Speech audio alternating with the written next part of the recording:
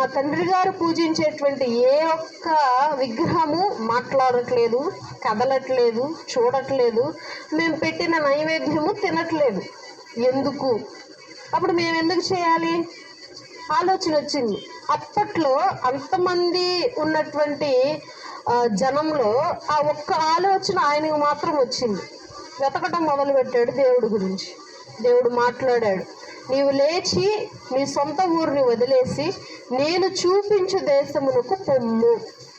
దేవుడు అడ్రస్ చెప్పలేదు, pin code చెప్పలేదు, ల్యాండ్ మార్క్ చెప్పలేదు, ఏ రూట్లో వెళ్ళాలో కూడా చెప్పలేదు. జస్ట్ ఏం చెప్పాడు? లేచి నీ ఊరిని వదిలేసి మొత్తం నీ భార్యని, నువ్వు నీకున్నటువంటి ఆస్తిని, అప్పుడున్నటువంటి ఆస్తి ఏంటి అని అంటే మనకంటే ఇప్పుడు బ్యాంక్ బ్యాలెన్స్, అప్పుడున్నటువంటి ఆస్తి పశు సంపద, వాటన్నిటిని పట్టుకొని తీసుకొని పద, నేను చూపించు దేశమునకు